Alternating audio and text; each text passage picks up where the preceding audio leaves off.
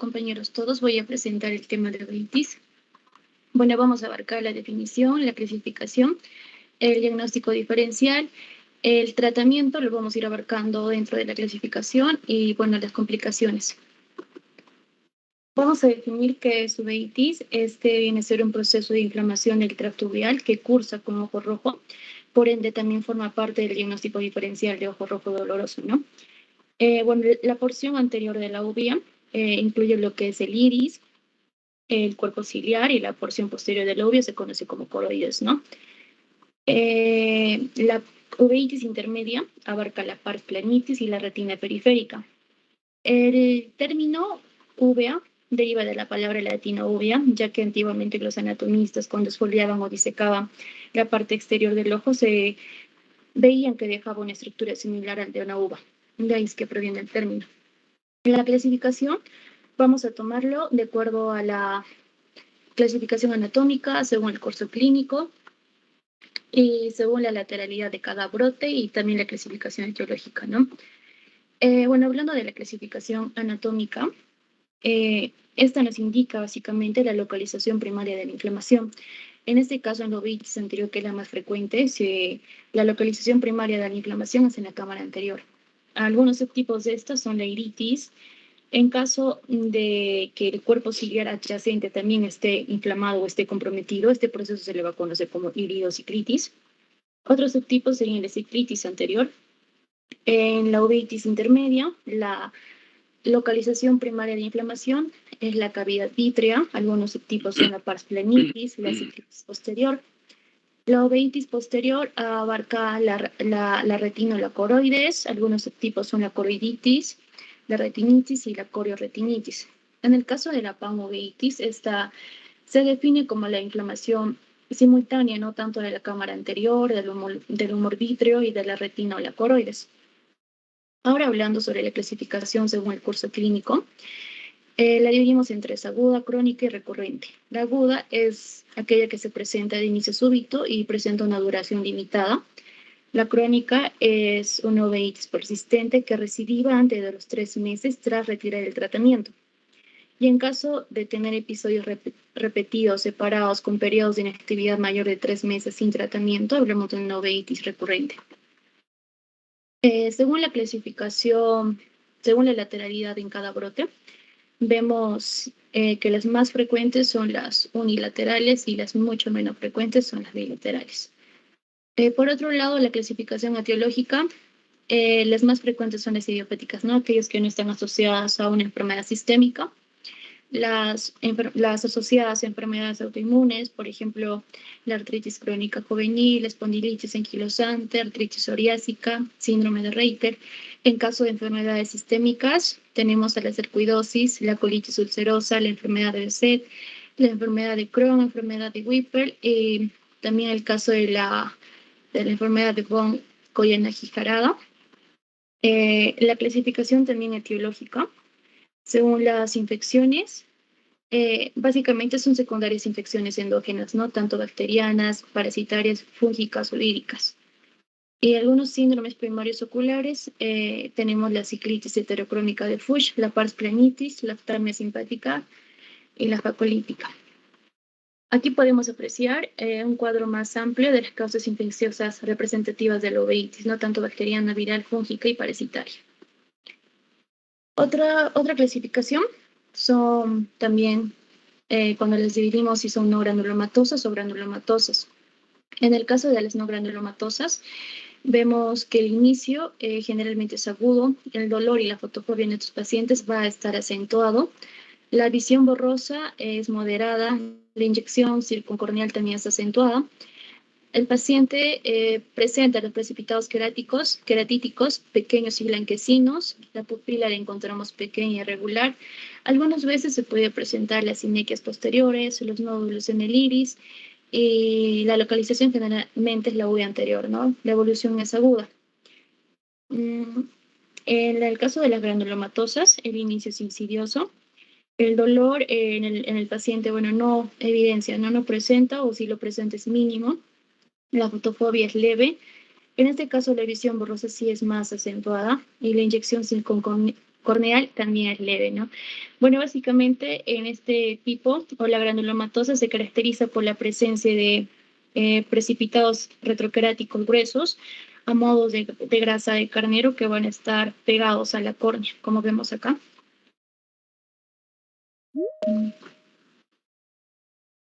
Eh,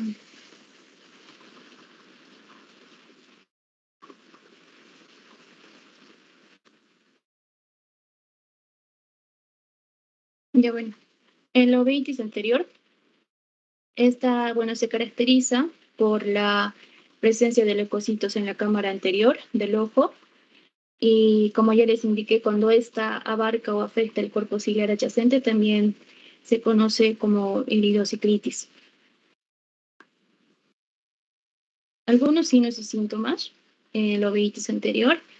Bueno, tenemos la inyección ciliar, ¿no? Como vemos acá, viene a ser la hiperemia conjuntival de los vasos conjuntivales, tanto profundos y los epiesclerales, la miosis hiporreactiva, las células en el humor acuoso, que lo conocemos como el fenómeno de Tyndall, que está, bueno, lo vamos a evidenciar en el lámpara de hendidura, ¿no? Al ver que estas células van a estar flotando en la cámara anterior. También tenemos los nódulos del iris. En estos hay dos, los nódulos de Cope en el borde pupilar y los nódulos de Bosaka en la superficie del iris.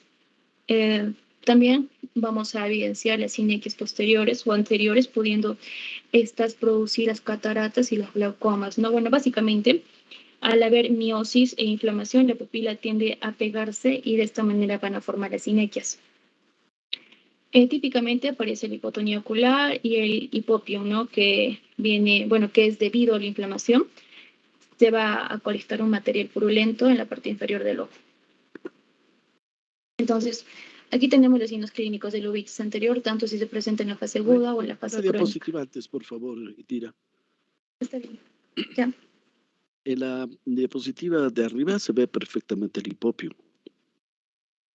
¿no? Tejido fibrinolítico, pero por gravedad se asienta en la parte inferior.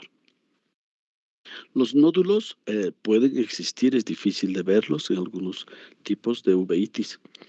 Y la diapositiva de abajo es una pupila totalmente irregular. Han visto que una parte está más sopladita. Quiere decir que esa parte sopladita no estaba pegado a la cápsula anterior del cristalino. Por eso es que se ha dilatado más. Las partes que no están sopladitas y tienen más precipitados fibrinolíticos en la zona o exfoliación, quiere decir que está pegado, o sea, no se puede dilatar, ¿no? Entonces se ven estas pupilas de esta forma cuando queremos abrir con medicamentos midriáticos, como la atropina o la tropicamida. Sigue, por favor. Bien, doctor. Bueno, como indicaba, algunos signos clínicos de la uveitis anterior, la presentación aguda son fotofobia, dolor, eritema, disminución de la visión, lagrimeo, blefaroespasmos. Por otro lado, en la fase crónica, vamos a poder evidenciar que, bueno, el ojo se presenta sin síntomas mínimos, ¿no? Incluso aún en presencia de inflamación severa, bueno, no va a haber tantos síntomas. Para el diagnóstico lo vamos a asociar a otros factores. Por ejemplo, tener una uveitis aguda anterior más una artritis, una lumbalgia, síntomas gastrointestinales o genitourinarios. La enfermedad en la que deberíamos sospechar es son espondiloartropatías seronegativas.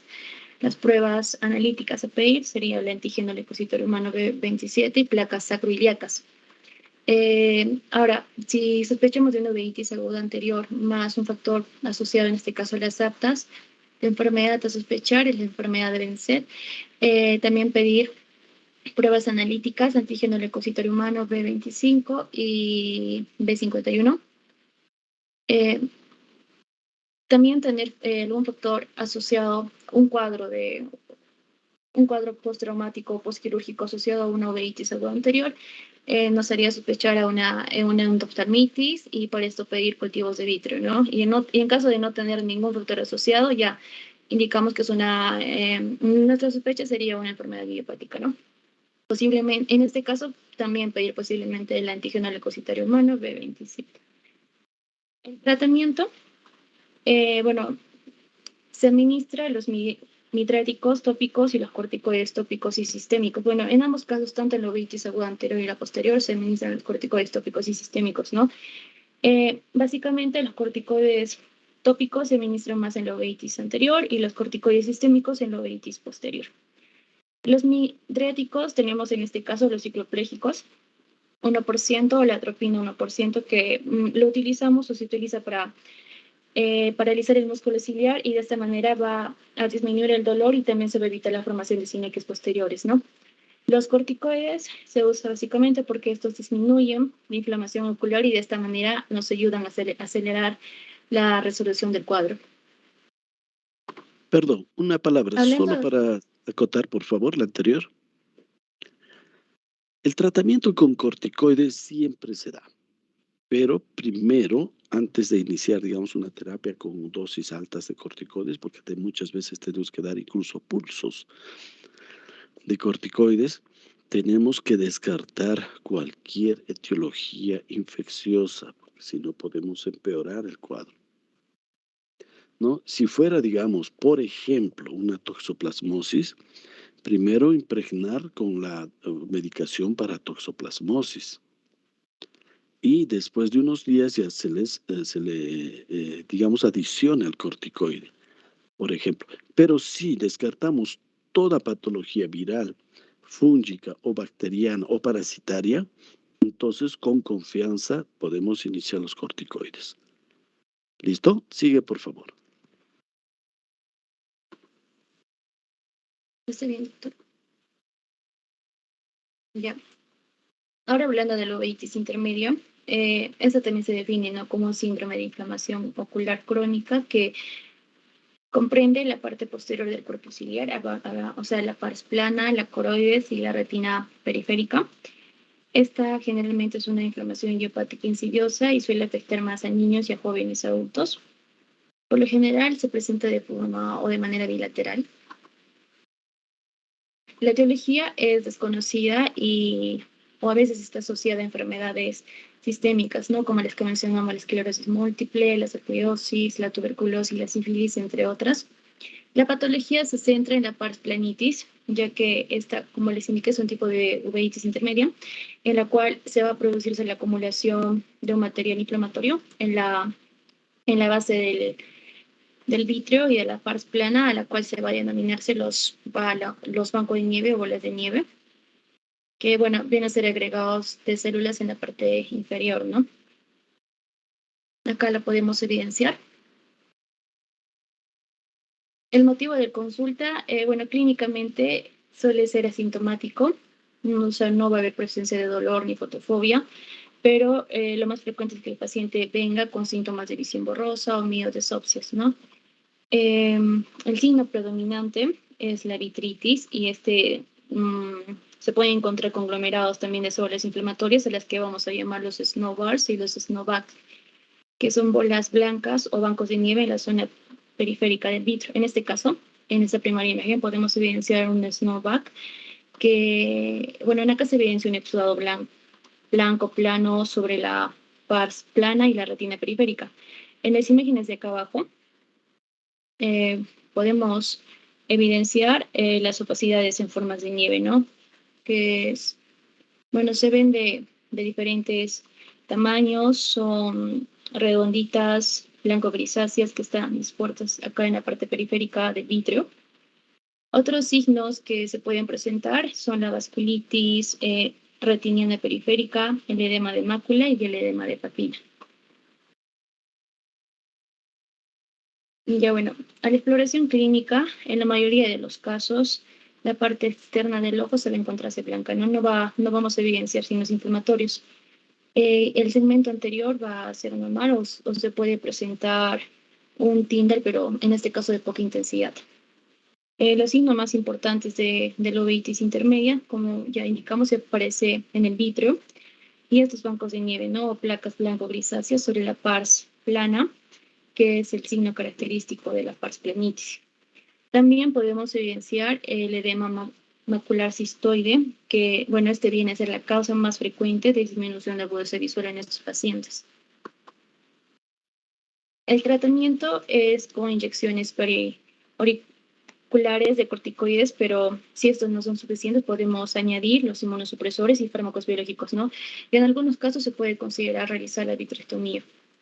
Bueno, acá tenemos un protocolo jerárquico para el tratamiento de la uveitis que fue desarrollado en 1984 por los autores Diamond y Kaplan, bueno, el cual nos habla sobre, primero, indicar corticoides locales y sistémicos, posteriormente la crioterapia en los bancos de nieve, la vitrectomía por SPAR plana y por último agrega los inmunosupresores. Bueno, ahora desarrollaremos la uveitis posterior, que en esta, bueno, como ya indicamos, la afectación de la parte posterior, ¿no? De la uvea y en esta se evidencia la inflamación coloretiniana activa. La etiología, vamos a ver en este cuadro la etiología no infecciosa y también la etiología infecciosa. En la no infecciosa la dividimos a su vez en dos, las enfermedades sistémicas y enfermedades no sistémicas. La etiología de enfermedad sistémica, a la cabeza tenemos la sarcoidosis, que, bueno, en esta imagen podemos apreciar la oclusión vascular y hemorragia de un paciente con sarcoidosis ocular. Vamos a desarrollar de manera más amplia más adelante. También tenemos el síndrome de Bock-Koyan-Naji-Harada, el síndrome de Sjögren. En las enfermedades no sistémicas como etiología, tenemos la corioretinitis de Behçet, el síndrome de punto blanco evanescente múltiple, la panuveitis con coroiditis multifocal, la coroiditis interna punteada y la coroiditis por Penfield. Las etiologías no infecciosas de la uveitis posterior, a la cabeza tenemos los citomegalovirus, el sífilis, la enfermedad por el virus Zika y la toxoplasmosis. Las manifestaciones clínicas, bueno, los síntomas fundamentales en estos pacientes son las miodesopsias y la disminución de la agudeza visual. Las miodesopsias son, el paciente indica o describe, ¿no?, que ve como moscas voladoras en su campo visual. Los signos en el vítreo son, o encontramos las opacidades vítreas y un aumento de la celularidad vítrea, que la conocemos como vitritis. En el fondo de ojo algunos signos son la coroiditis, que son aquellas manchas pálidas o amarillentas profundas. También encontramos la retinitis, que son aquellas manchas blanquecinas que, como vemos acá, no presentan bordes definidos. Y en las vasculitis, ¿no? Que, bueno, en este encontramos las perifablitis y las periarteritis, que son infiltrados blanquecinos perivasculares segmentarios, a los cuales se les llama envainamientos vasculares. Algo a recalcar es que la uveitis aguda, bueno, el uveitis posterior son mucho menos dolorosas que las uveitis anteriores, pero estas pueden provocar algunos cambios visuales inespecíficos. Como les indicaba, las moscas volantes o las miodesopsias, los flotadores y la agudeza visual reducida. El diagnóstico se hace mediante la visualización directa de la inflamación coloretiniana activa y también mediante la detección de leucocitos en el humor vítreo al momento de hacer el examen oftalmológico. Un momentito, Indira, por favor. Tu anterior diapositiva, la anterior. La anterior a esta. Eso, perfecto. Las mosquitas volantes se refieren a que son cuerpos flotantes en el vitrio por cualquier proceso inflamatorio puede haber. Entonces, fíjense ese fondo de ojo con unas, se llaman unas lesiones granulomatosas, en la parte, digamos, del fondo de ojo más oscuro, ¿no? Esto parece efectivamente que es una toxoplasmosis. La pérdida de la visión se va a dar dependiendo de la zona donde se aniden, digamos, este tipo de lesiones. Si se anidan en la parte periférica de la retina, a veces el paciente no tiene ni síntomas, pero como en este caso, fíjense que se está anidando en la región macular. Con la toxoplasmosis o con otro tipo de digamos, lesión sistémica infecciosa, como el citomegalovirus o la tuberculosis, la más común es la toxoplasmosis. Si afecta la zona de la mácula, ya no hay nada que hacer. Esa visión central está perdida. Siempre va a quedar un escotoma central en ese paciente. Bien, entonces la pérdida de la visión, las uveitis posteriores, dependiendo de dónde se aniden este tipo de lesiones. Las lesiones activas son las que no están pigmentadas, o sea, estas tiene pigmentos si se dan cuenta, ¿no? Y las activas son las más brillosas, menos pigmentadas. Eso quiere decir que la enfermedad está activa. Y las lesiones pigmentadas quiere decir que la enfermedad, como la toxo, por ejemplo, ya en un momento dado de su vida ha tocado su organismo y ha dejado este tipo de lesiones, pero no está activa. Sigue, por favor. Está bien, doctor. Bueno, en el diagnóstico diferencial, bueno, vamos a tener los flotadores y las moscas volantes. Los flotadores vienen a ser aquellas manchas en movimiento en el campo visual del paciente que, bueno, estas suelen aparecer algunas veces, ¿no? Y generalmente se presentan en pequeños tamaños, en cantidades también pequeñas o en cantidades mayores. En estos casos hay pacientes con uveitis posteriores que pueden tener estos flotadores, ¿no? Y que estos flotadores no solamente son resultado de una inflamación, sino que vienen a ser resultados de un proceso no inflamatorio, como en el caso del envejecimiento normal. Por otro lado, las moscas volantes, que como dijo el doctor, son manchas pequeñas, ¿no? Puntos, círculos que se ven en el campo visual también del paciente. Estas parecen estar enfrente del ojo, pero en realidad se ubican flotando en su interior. Y estas moscas volantes también puede ocurrir en pacientes que presenten desprendimiento o desgarro de la retina. El tratamiento más eficaz es el etiológico, ¿no? Saber cuál es la causa para ir a atacar principalmente la etiología. También se pueden usar corticoides y otros inmunosupresores como lo que es la ciclosporina o la ciclofosfamida. Aquí tenemos un algoritmo terapéutico. En este caso, usamos un esteroide sistémico, puede ser la metilprednisolona de 10 a 15 miligramos por kilo al día por 3 días, más un inmunomodulador.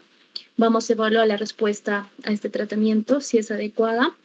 Disminuimos los esteroides a menos de 7.5 miligramos al día a los 3 meses. Y en caso de no ser adecuada, ya se tiene que determinar la causa y dar el tratamiento específico.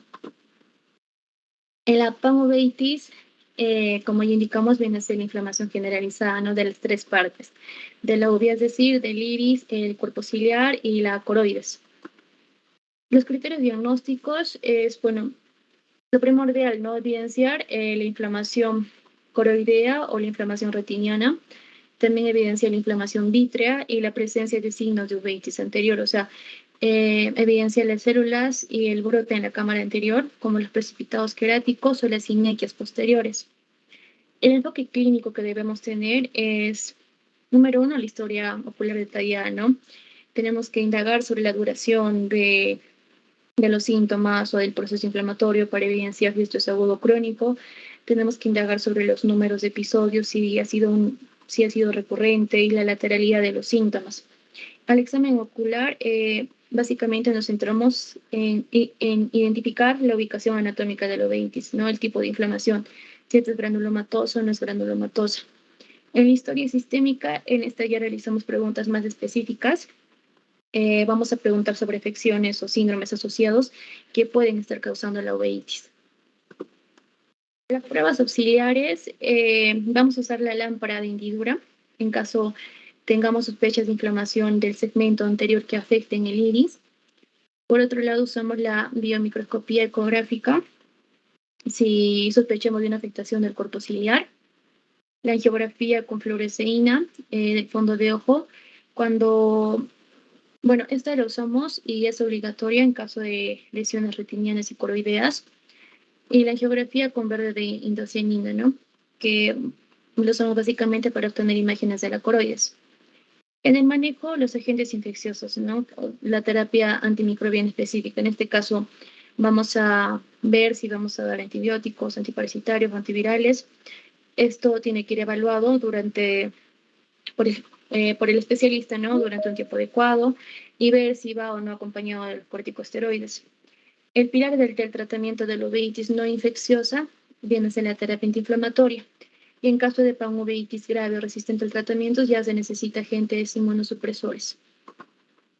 Bueno, ahora vamos a hablar sobre la clasificación etiológica. Vamos a tocar la bacteriana, viral, y la fúngica y la parasitaria. Vamos a empezar con la bacteriana. En este caso vamos a hablar de la TBC. Bueno, como sabemos, La tuberculosis es una infección de tipo granulomatosa crónica que va a estar causada por el Mycobacterium tuberculosis. Bueno, también como sabemos al inicio, esta es una enfermedad netamente pulmonar, ¿no? Pero esta puede extenderse a través del torrente sanguíneo a otros sitios. En este caso, la afectación ocular a menudo tiene lugar sin manifestaciones clínicas, sistémicas evidentes. Por eso es que debemos prestarle mayor importancia. Las manifestaciones oftalmológicas son la uveitis anterior, que este es frecuente y normalmente se presenta es de tipo granulomatosa. La vitritis, que es muy frecuente también, viene a ser secundaria, un foco primario anterior, intermedio, posterior. Entre estas manifestaciones oculares se encuentra lo que es el edema cistoide y la formación de una membrana epirretiniana. También vamos a evidenciar los granulomas corrideos o los tubérculos, que son lesiones focales prominentes en forma de cúpula, como vemos acá. En forma de cúpula pueden ser uni o bilaterales, pueden presentarse de modo únicas o múltiples. Y también en acá recalcar que en pacientes con SIDA puede haber una infiltración difusa en estos pacientes. También podemos evidenciar la coroiditis sin presencia de tubérculos, que típicamente son multifocales. Estas progresan con un patrón serpentinoso centrífugo, que, bueno, en este caso la coroiditis que sigue este trayecto serpentinoso, como vemos acá, es bastante específica de TB. Otra manifestación oftalmológica es la vasculitis retiniana, que esta es preferiblemente venosa.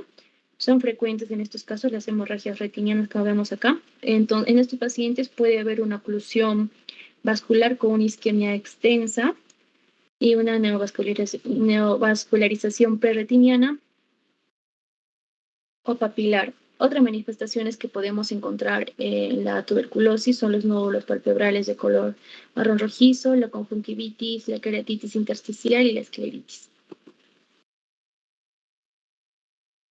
Las pruebas complementarias para hacer el diagnóstico, como sabemos a menudo, es clínico, ¿no? Y debemos tener en cuenta los indicios de exposición previa a TB del paciente, el estudio sistémico, y esto se da por el especialista. Las pruebas complementarias oculares. Bueno, se ha visto que el RCP es muy específica, pero tiene una sensibilidad variable. La tomografía de coherencia óptica es útil porque nos ayuda a valorar la mácula, la geografía con fluoresceína. Bueno, básicamente nos ayuda a establecer si hay coroiditis activa y también nos ayuda a confirmar la presencia o no de una neovascularización preretiniana y la isquemia. En el tratamiento, el paciente recibe lo que es la terapia múltiple durante el tiempo necesario, ¿no? Bueno, a menudo se empieza con los 4 fármacos y esto siempre se hace bajo la supervisión del especialista. Los puntos a tener en cuenta es que si se usa el etambutol, se debe vigilar porque este puede causar la aparición de una neuropatía óptica. En caso de la rifabutina, puede causar una uveitis anterior. Entonces, los corticoides tópicos y sistémicos se pueden usar de forma simultánea para básicamente reducir el daño inducido por la inflamación, sobre todo en las primeras semanas, ¿no?, del cuadro, donde que es en esta fase o en esta etapa donde que vamos a impedir un empeoramiento de las lesiones.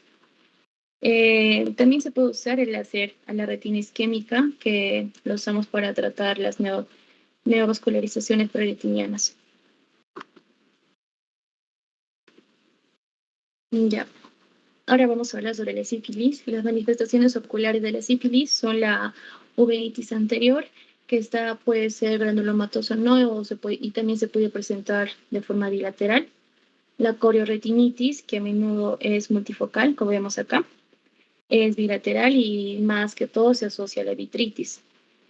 Bueno, otra manifestación ocular son la corioretinopatía placoide posterior sifílica aguda, como vemos en esta imagen, que se caracteriza por grandes lesiones subretinianas de color amarillo pálido, como vemos acá, en el polo posterior. Y bueno, se cree que esta es a causa de la infección del epitelio pigmentario y generalmente ocurre más en pacientes inmunodeprimidos. La retinitis, que bueno, tiene un aspecto de vidrio esmerilado, y la neuritis óptica o la neuroretinitis que vemos en esta imagen. Las pruebas complementarias a realizar serían la serología, el estudio sistémico y tener muestras tanto en el humor acuoso o vitro para RSP. Otra patología a hablar es la lepra. En esta, las manifestaciones oculares son principalmente secundarios a la infección bacteriana directa, ¿no? Y bueno, la uveitis, encontramos la uveitis anterior, que es crónica y bueno, es poco intensa. Clásicamente, esta uveitis anterior se describe como una plasmoide, ¿no? Que se presenta con abundante fibrina. Una lesión patognománica son estas de acá, las perlas del iris que vemos, que suelen tener un diámetro menor a 0.5 milímetros. Otra manifestación son las queratitis, que son nervios corneales engrosados. Y otra presentación ocular en la lepra son la miosis y la atrofia del iris, ¿no? Que básicamente se da por una inervación defectuosa del dilatador de la pupila. Las pruebas complementarias a pedir sería la lepromina, que nos ayuda a distinguir entre si es una lepra tuberculoide o una lepra lepromatosa. El tratamiento para la uveitis anterior es usar corticoides. En la clasificación etiológica, en el punto viral vamos también a abarcar otras enfermedades, como por ejemplo el herpes simple, que las manifestaciones oculares, en este caso es frecuente la atrofia del iris parchada y a veces sectorial. Esta es la parchada y esta es la sectorial, que a veces incluye el epitelio pigmentario y un aumento de la presión intraocular. El antecedente, bueno, a menudo existe el antecedente de queratitis por herpes en pacientes que ya hayan presentado herpes labial o a veces herpes genital. En el caso de la varicela zoster, la presentación oftalmológica es la uveitis anterior, que se presenta de gravedad variable en alrededor del 50% de los pacientes. Comienza generalmente 1 o 3 semanas después de que se haya presentado el exantema cutáneo agudo. Las manifestaciones oculares, aparte de la uveitis anterior, vienen a ser signos de inflamación granulomatosa y atrofia sectorial del iris, como vemos en este caso. La sensibilidad corneal también puede estar disminuida y la presión intraocular puede estar elevada. En el citomegalovirus, típicamente se presenta en pacientes con VIH que presentan un recuento celular de CD4 menor a 100. Es la causa más frecuente en caso de retinitis y ceguera en pacientes con SIDA. La afectación ocular más frecuente viene a ser la retinopatía producida por el VIH, que va a producir los exudados blancos secundarios a microinfartos, que generalmente estos no suelen comprometer la visión. Entonces, lo que produce es una retinitis con vasculitis a modo de pizza de queso y tomate, como vemos en esta imagen.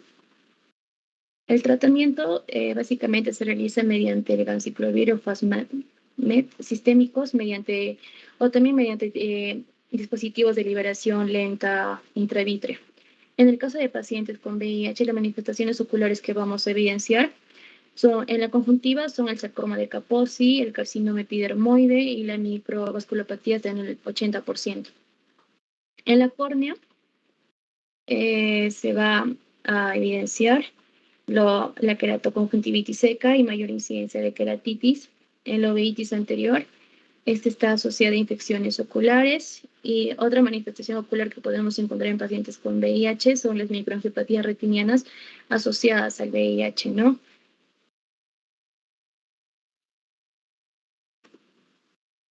Ya, entrando a la clasificación etiológica parasitaria, hablamos de la toxoplasmosis, que esta viene a ser la causa más frecuente conocida de uveitis posterior. Incluso algunos autores consideran que es la causa de uveitis posterior en general, ¿no? La mayoría de los casos es congénita y se produce por una reactivación en la edad adulta. El aspecto que presenta es la coloretinitis cicatricial negruzca con un fondo adyacente, con un foco adyacente de aspecto algodonoso y bordes definidos que van a corresponder al área de activación o de reactivación. Generalmente, otros síntomas concomitantes son la vitritis, la uveitis anterior, en este caso a diferencia del citomegalovirus. En la clasificación etiológica, entrando a la fúngica, hablamos de la candidiasis y la histoplasmosis. La candidiasis, debemos sospechar en aquellos pacientes con uso de catéteres que han sido tratados con corticosteroides, inmunosupresores o antibióticos de amplio espectro. Las manifestaciones oculares, vamos a evidenciar lesiones de aspecto algodonoso en el vítreo. El tratamiento se realiza mediante la anfotericina intravenosa y los corticoides intravenosos. En histoplasmosis, las manifestaciones oculares a destacar encontramos la tríada clásica, que abarca las múltiples manchas, o sea, manchas de misto de atrofia retinocoroidea blanca de unos 200 milímetros de diámetro. También está formado por la atrofia peripapilar, que es esta, y la ausencia de vitritis. Entrando a la clasificación etiológica asociada a enfermedades autoinmunes, vamos a abarcar lo que en el caso de las artritis, la artritis crónica juvenil, la espondilitis anquilosante, la artritis psoriásica y el síndrome de Reiter. En las enfermedades sistémicas abarcamos sobre la sarcoidosis, la colitis ulcerosa, la enfermedad de Behçet, la enfermedad de Crohn y la enfermedad de Whipper. La artritis crónica juvenil, es más frecuente en niños, ¿no? Con ANA positivo, de 2 a 15 años. La forma oligoarticular precoz de antígeno leucocitario humano en PR5 es el subtipo más frecuente que va a estar asociado a uveitis, y también se considera que es la causa más frecuente asociada a uveitis en la infancia. Estas tienen un mal pronóstico visual por la aparición de catarata, de queratopatía en banda, que es muy típico, y también por la aparición de glaucoma. En espondilitis anquilosante, la uveitis se presenta como una complicación extraarticular, que es más frecuente. La enfermedad también se le considera que es la enfermedad más frecuente asociada a la uveitis anterior. Se presenta más en varones de 20 a 40 años con antecedentes de rigidez lumbar o con un antígeno leucocitario humano B2. Otros hallazgos concomitantes a la espondilitis anquilosante son la escleritis, epiescleritis, la queratitis y la ptosis mecánica. Este es un artículo en el cual en el 2018 realizado en Estados Unidos, que indica que a nivel mundial podemos ver que la primera causa que produce uveitis en la población infantil es la artritis idiopática juvenil. El síndrome de Reiter, esta se produce o se da más en varones que presentan de 20 a 40 años, que presentan también el antígeno leucocitario humano B27 positivo. Va acompañado de poliartritis, uretritis, conjuntivitis y la uveitis anterior. La manifestación ocular más frecuente en estos pacientes con síndrome de Reiter es la conjuntivitis. En el caso de la sarcoidosis, afecta más a mujeres de 20 a 50 años.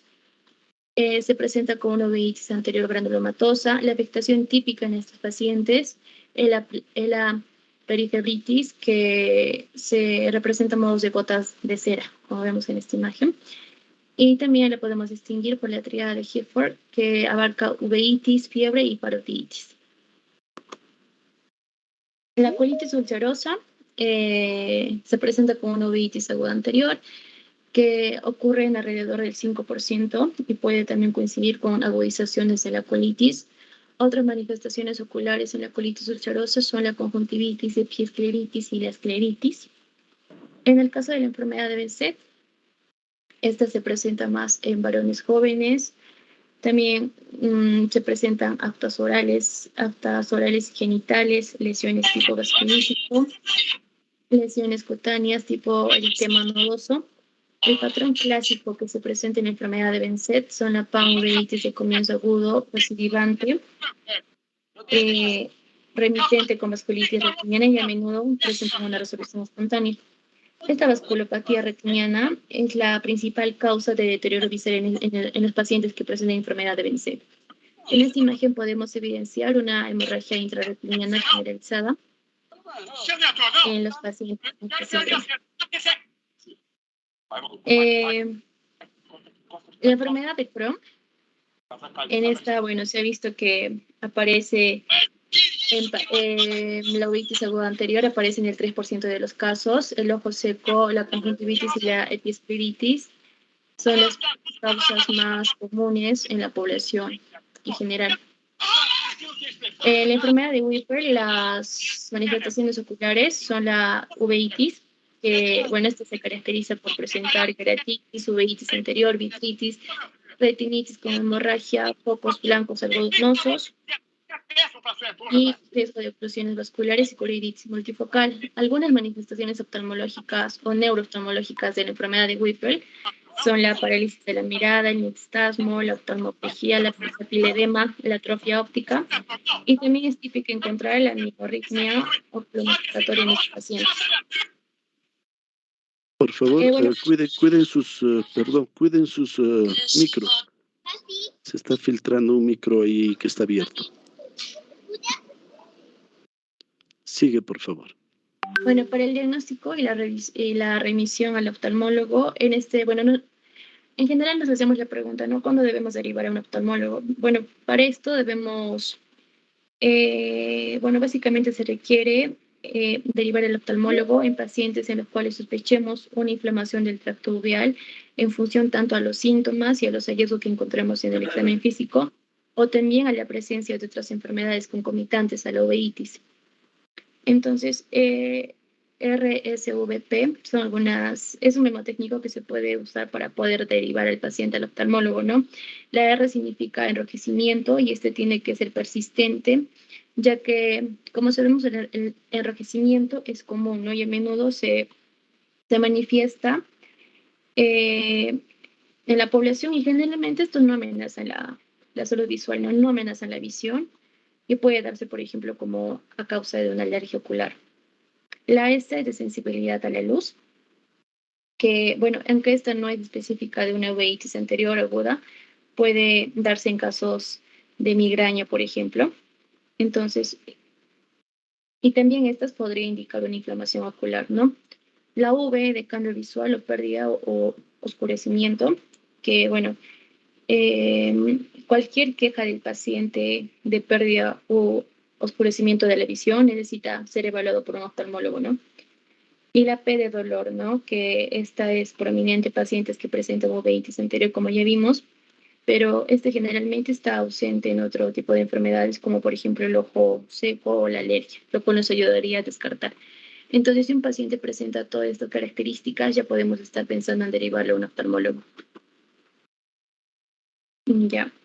El diagnóstico diferencial lo podemos diferenciar de un ojo rojo, ya que en la iritis o la uveitis anterior, como les mencioné, el enrojecimiento se observa principalmente en el limbo, ¿no? Junto con la pupila contraída y el dolor. Es por eso que nos ayudamos a diferenciarlo del ojo rojo. También las células en la cámara anterior nos ayuda a diferenciarlo si es una úlcera corneal bacteriana o una escleritis. En el caso del síndrome de la enmascarada, tenemos que tener en cuenta el linfoma intraocular. El linfoma intraocular es una neoplasia, en sí es la neoplasia más común, ¿no? Que se presenta como uveitis en adultos que presentan el linfoma. Y bueno, y también por esto nos podemos ayudar a diferenciar. Algunas complicaciones de la uveitis. En general, esto puede estar asociada a una variedad de complicaciones. La evaluación por un oftalmólogo, por un especialista es importante. Y bueno, algunas complicaciones pueden incluir estas, ¿no? La queratopatía en banda, que viene a ser el depósito de calcio en el epitelio de la córnea. Otras complicaciones son las inequias posteriores, que como ya indicamos es la adherencia del iris al cristalino. Otra complicación es la catarata, que básicamente resulta de la inflamación en algunos pacientes o del tratamiento con glucocorticoides, ¿no? En otros tipos de pacientes. Otra complicación es la hipertensión intraocular y el glaucoma. Y por último, el edema macular cistoideo, que viene a ser acumulación de líquido en el área de la visión central. Bueno, en este caso, en el caso del edema macular cistoideo, la tomografía de coherencia óptica esto se usa con más frecuencia para poder detectar este edema macular cistoideo. Ya todo, doctor. Perfecto, gracias, Indira. Muy buena tu revisión. Entonces, chicos, fíjense bien, ¿en qué casos, cuál de los tipos de uveitis debe de ser derivado al oftalmólogo? ¿Qué dirían ustedes?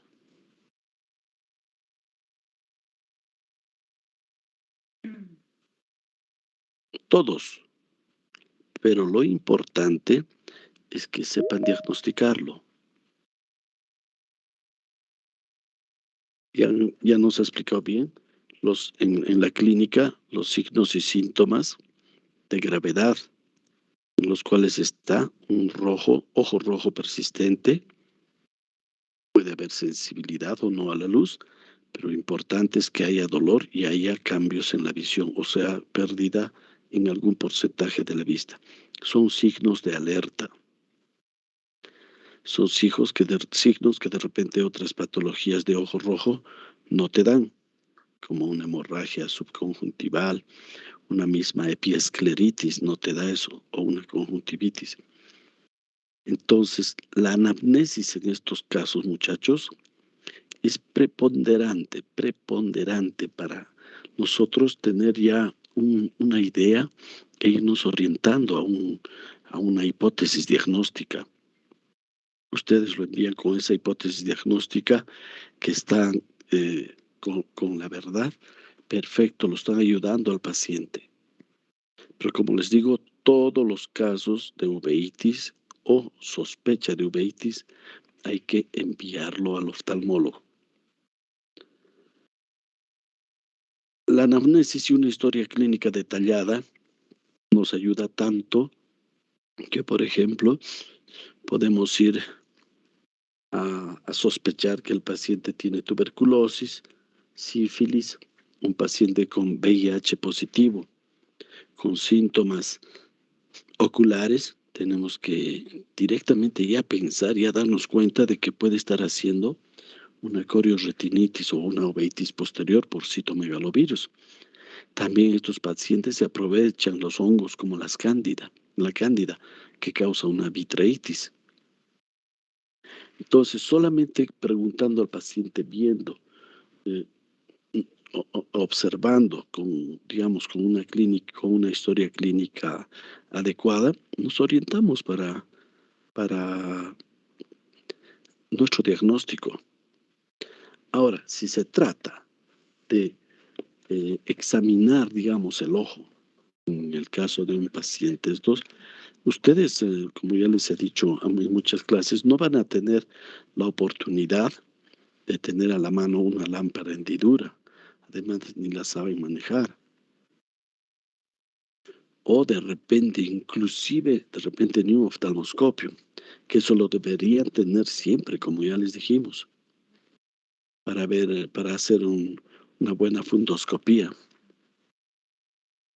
Entonces, como bien nos ha dicho Indira, la mayor parte de las inflamaciones del tracto uveitis son las uveitis anteriores. Entonces, las uveitis anteriores se manifiestan y tienen sus signos y síntomas en la clínica. Y eso es lo que no podemos fallar por nada del mundo, ¿no? Con los ojos rojos, que es el diagnóstico diferencial.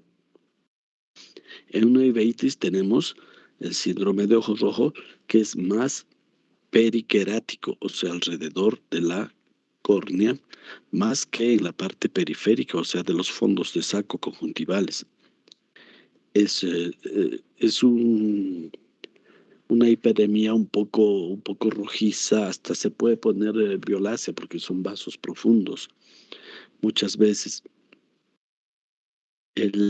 la córnea no está muy clara, esa claridad, ese brillo que presenta normalmente.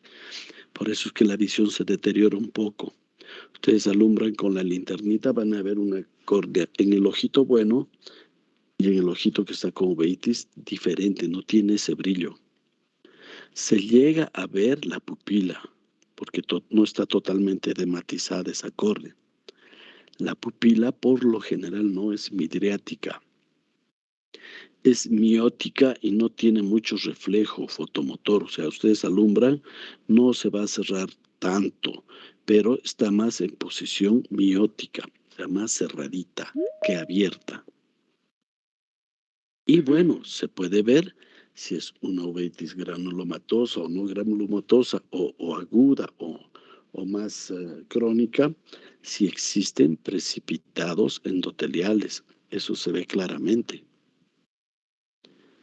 Entonces, con todos esos datos, y por la clínica, lógicamente, hay un poco de dolor y hay disminución, digamos, leve de la agudeza visual, ustedes ya pueden diagnosticar que puede ser una uveitis anterior.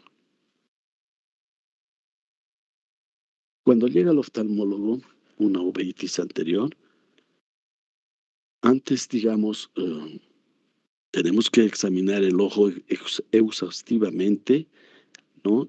El fondo de ojo. Hay que tratar de dilatar inmediatamente para que no haya sinequias y así nos va a permitir examinar mejor el fondo de ojo. Pedir inmediatamente todos los exámenes para descartar alguna patología infecciosa, con toda la anamnesis y los antecedentes que tiene el paciente. Iniciamos el tratamiento. El tratamiento generalmente de las uveitis, cuando están asociados a enfermedades inflamatorias sistémicas, autoinmunes, es, como dijo bien Indira, la piedra angular, los corticoides sistémicos. Tenemos que comenzar con dosis altas e ir bajando paulatinamente estos corticoides.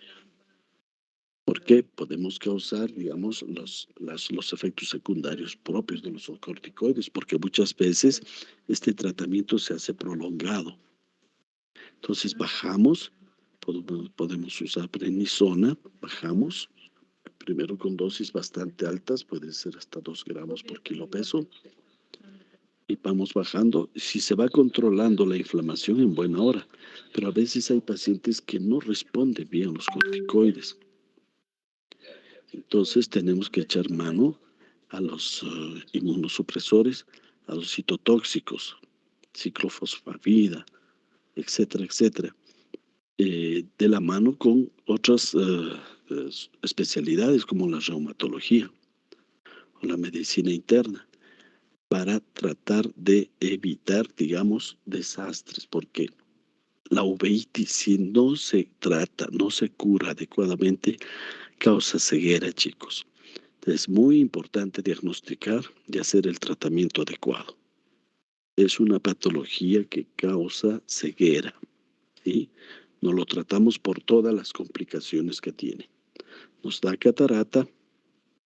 Y las cataratas generalmente en uveitis son muy complicadas para operarlas, o nos puede dar glaucoma.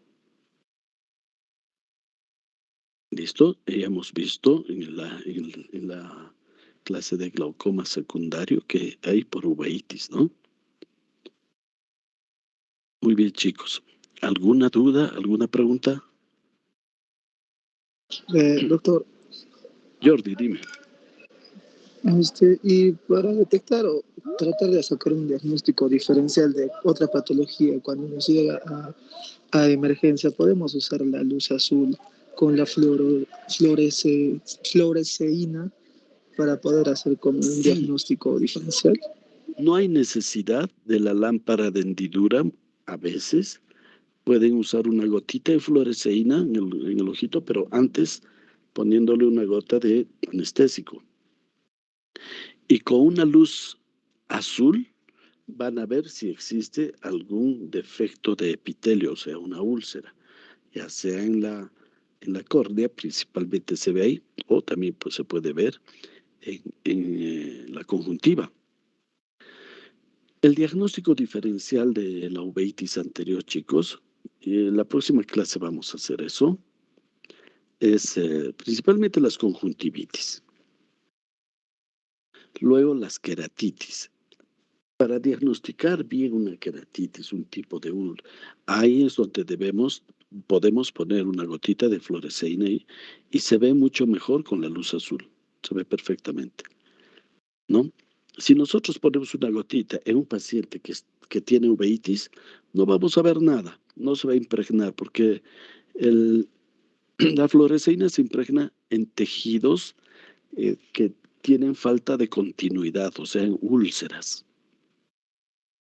Si está el tejido entero, si está el epitelio entero, con todas sus capas, no se va a impregnar. Entonces, lo va a lavar nada más la lágrima, y en caso de la uveitis, en caso de conjuntivitis, en caso de glaucoma agudo, que entra también en el grupo de enfermedades de síndrome de ojo rojo, no se va a impregnar nada.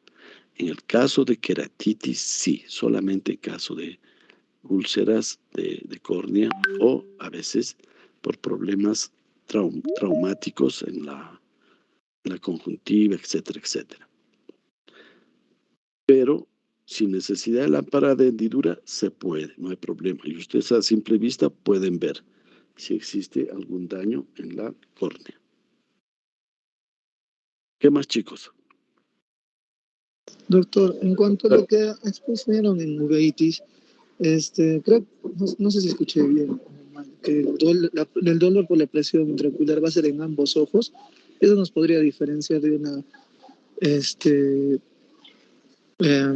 un glaucoma agudo, porque la presión intraocular y el dolor va a ser en un solo ojo. Mira, en uveitis, el dolor por aumento de la presión se puede dar, pero se va a dar en el ojo que está afectado. Si el otro ojo no está afectado con uveitis, no tiene por qué doler. Es muy raro las uveitis bilaterales, pero existen. Y con glaucoma incluso más raro, o sea, con aumento de la presión secundaria a la uveitis. Pero por lo general, el dolor, la fotosensibilidad del edema córnea es por aumento de la presión intraocular por la inflamación que hay dentro del ojo afectado. Si es el ojo derecho, te tiene que doler el ojo derecho. El otro ojito no tiene nada que ver ahí. En caso de glaucoma agudo, también solamente duele el ojito que está haciendo la crisis glaucomatosa. El otro ojo, mientras no esté con una presión altísima, no tiene por qué doler. Glaucoma agudo, por lo general, se presenta unilateralmente, pero ahí está el ojo. El glaucoma agudo, ustedes saben que es un ojo pequeño, hipermétrope, o sea, tiene sus características, y el ángulo iridocorneal es cerrado, es estrecho. Eso significa que el otro ojito también es igual. Es muy raro que un paciente tenga un ojo miope y el otro ojo totalmente hipermétrope, eso casi no se da.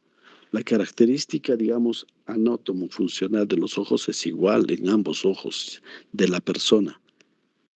Lo que pasa que en el glaucoma agudo tenemos que hacer el tratamiento profiláctico, o sea, hacer una iridotomía láser en el ojo contralateral, en el ojo que está bien. ¿Para qué? Para evitar justamente que haga una crisis glaucomatosa que el ojito a tratar está haciendo. Entonces, al otro ojo se le hace un tratamiento, pero el otro ojo no duele. ¿Por qué? Porque no estaba haciendo crisis, no ha aumentado la presión por encima de 40 o 50 milímetros de mercurio. ¿Listo? Entonces, solamente duele el ojo afectado en ambas patologías. Muy bien, ¿qué más, chicos? Doctor, yo tenía una duda. Jules, ¿En qué caso se puede realizar? Bueno, ¿en qué caso se realiza es un estudio por biopsia? Leí que se puede hacer aspirado a vitrio con biopsia. ¿Y qué parte se biopsia para hacer este estudio? ya nos habló algo Indira. Por lo general, esto es en enfermedades infecciosas.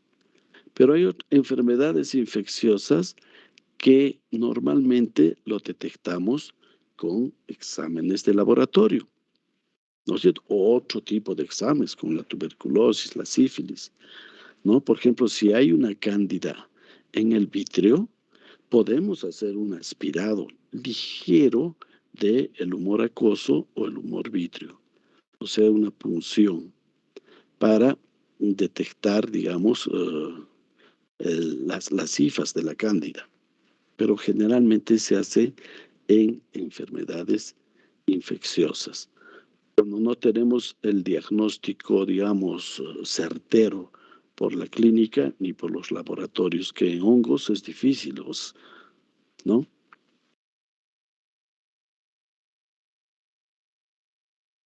Así es, Jules. Ok, doctor, gracias. ¿Qué va, chicos?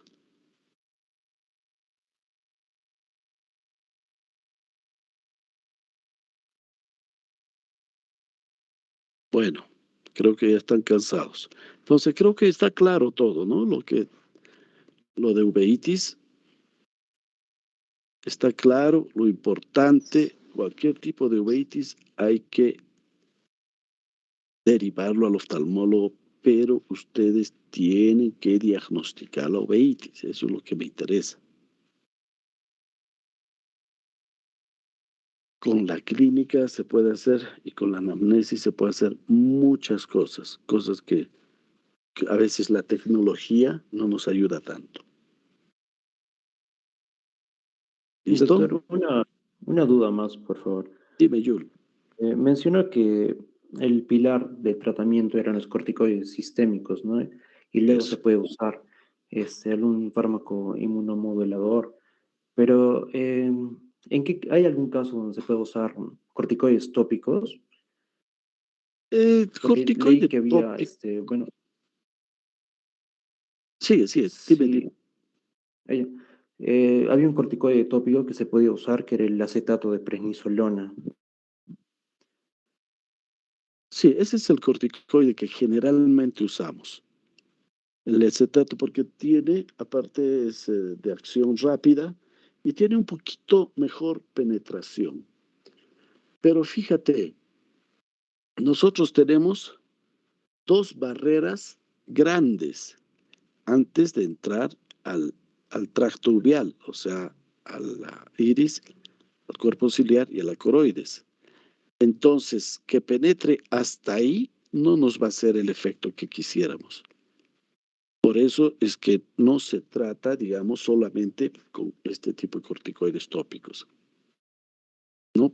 Las inflamaciones superficiales sí nos ayudan mucho, pero las profundas ya no nos ayudan.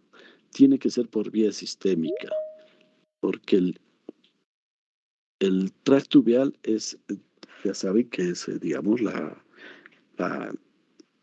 capa del ojito más vascularizada. Entonces, va a tener por vía sistémica mucho mejor aporte para disminuir cualquier tipo de inflamación. Esa es la piedra angular del tratamiento. No existe otra. Incluso si no le das corticoides tópicos, no hay gran cambio. El cambio va a ser básicamente el tratamiento sistémico. Muy bien. Ok, doctor.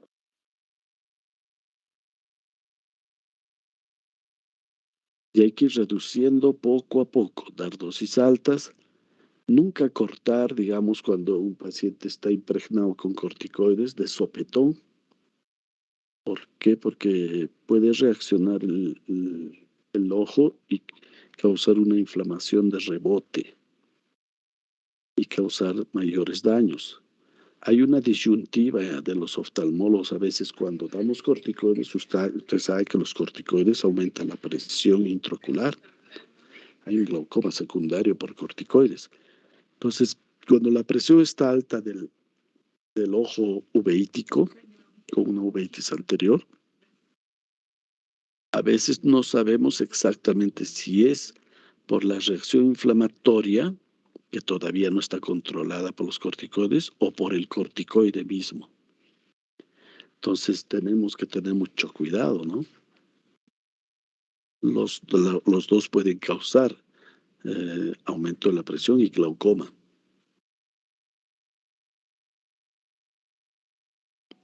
¿Qué más, chicos?